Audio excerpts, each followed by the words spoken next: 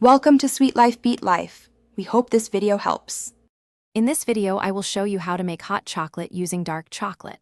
Start by gathering your essential ingredients for a rich hot chocolate.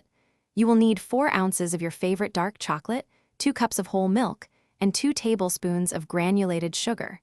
Don't forget 1/4 teaspoon of vanilla extract and a tiny pinch of salt to truly bring out the chocolate's depth. These simple components are the foundation for a truly delightful beverage. Now, let's melt that delicious dark chocolate.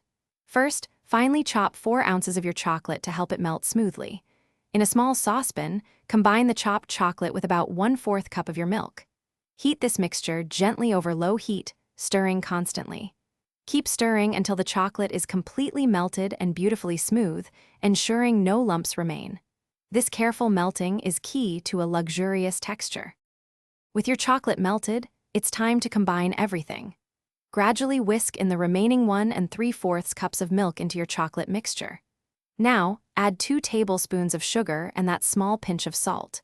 Continue heating this delightful concoction over medium-low heat, stirring frequently.